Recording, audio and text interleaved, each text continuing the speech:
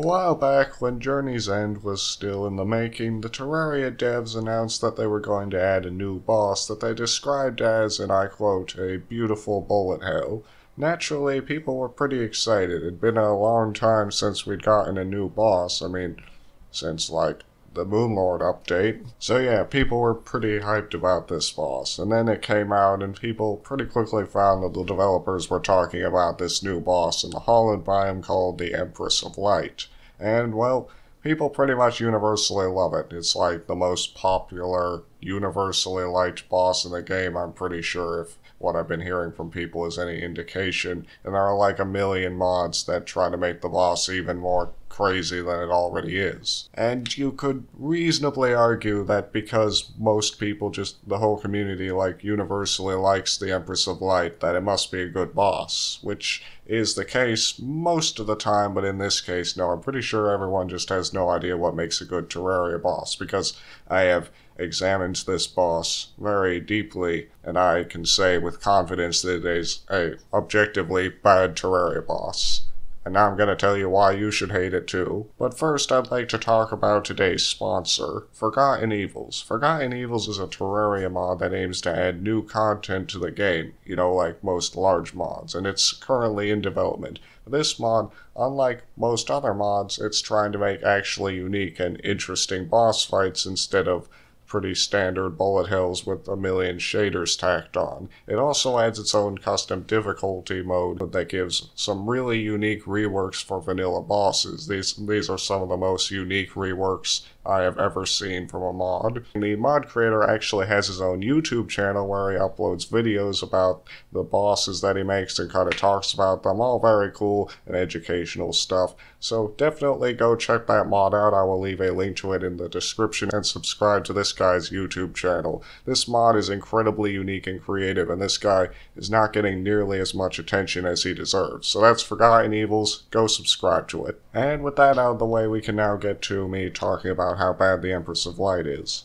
Well, actually, first I have to tell you that if you aren't subscribed yet, well, all my viewers are subscribed, so if you aren't subscribed yet, then you don't exist.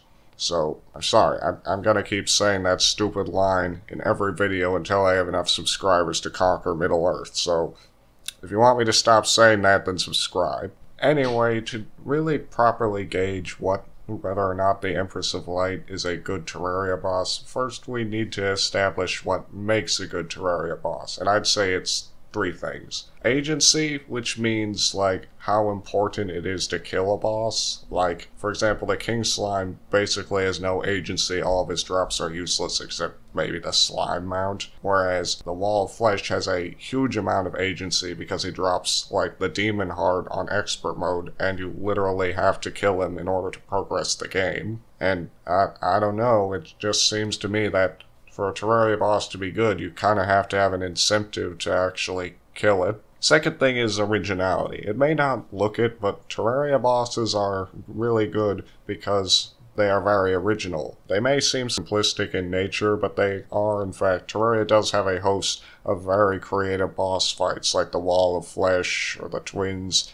Even the Destroyer, I mean, that fight kind of sucks, but you have to admit it's a very original concept. And then there is gameplay, is the fight fair? Is it enjoyable? Are the attacks cool and interesting to dodge? How many strategic options does the boss kill you? How does the arena factor in? It is rather important what kind of changes you need to make to the actual world in order to beat a boss. The Brain of Cthulhu and the Eater of Worlds would be way, way different and probably way, way easier and less interesting if you could fight them anywhere instead of just in the Corruption and Crimson. But because you have to fight them in the Corruption and Crimson, you have to kind of change the layout of the biomes to better suit you, or you'll have a much harder time killing them.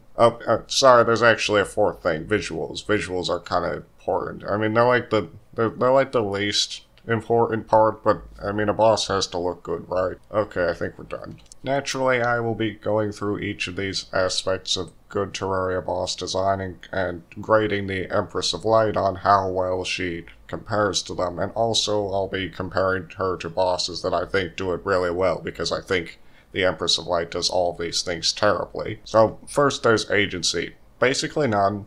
The Empress of Light is a very late game boss. You would fight her like before the Lunatic Cultist, and her drops are like pretty much useless. She has like a true melee weapon that's way worse than the Terrorblade, which you should have by now if you're not stupid. She has a magic weapon, which I don't think is any better than the Razor Blade Typhoon. In fact, I think it's worse. She has wings. I mean, pretty much any set of wings is fine.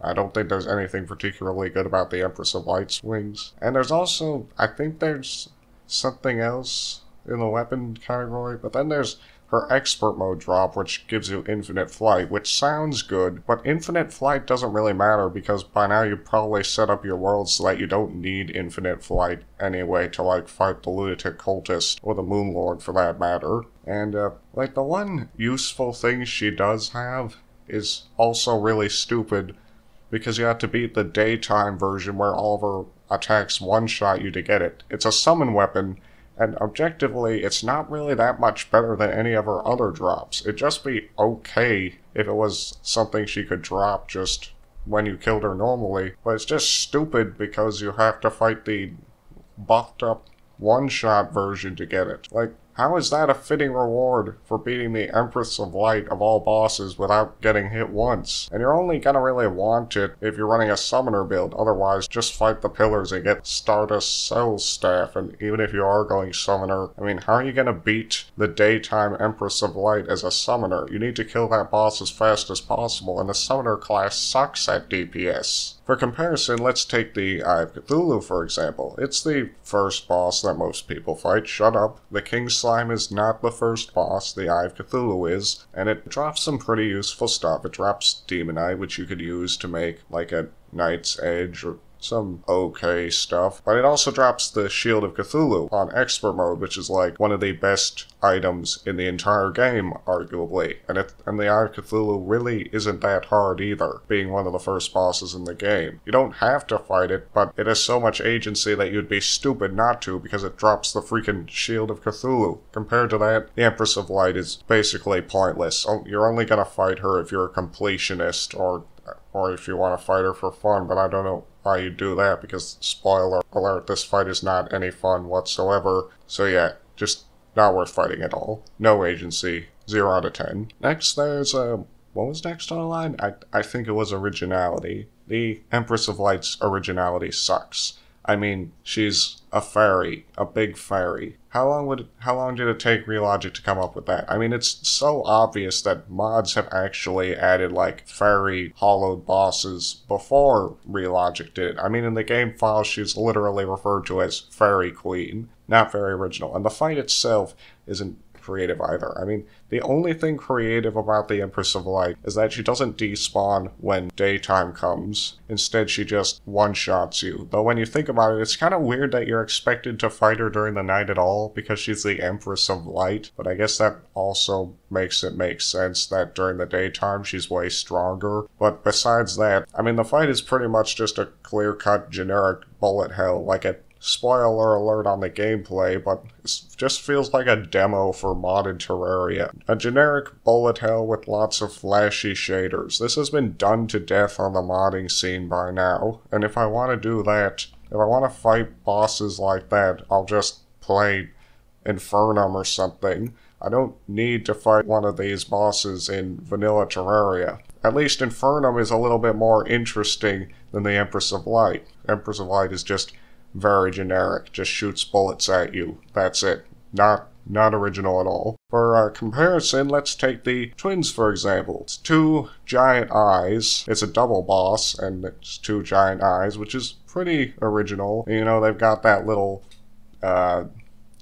string connecting them, and oh no, the fight is just very unique. One of them shoots lasers, one of them shoots fireballs, and they both have second forms. One of them turns into a giant flying mouth, pretty much, that breathes fire, and the other turns into a very high-tech sort of sniper rifle eye. It's just very original, very Terraria-style original fight. Whereas the Empress of Light is not creative at all, 0 out of 10. Next we have gameplay, and like I said, spoilers, you already have kind of an idea of what I think of it, and well, it sucks. It's just a generic bullet hell. I mean, it's just dodge the bullets. There's nothing else to it. I mean, I guess there's gravity, but most of the time you're just going to be flying and defying gravity anyway, so it doesn't really matter. It's just a pretty average bullet hell. You could put it in any game, and it doesn't feel Terraria-like at all. There isn't that much skill involved in dodging the attacks. Like, when I first fought the Empress of Light, I just flew in a diagonal direction, and pretty much all the attacks missed me.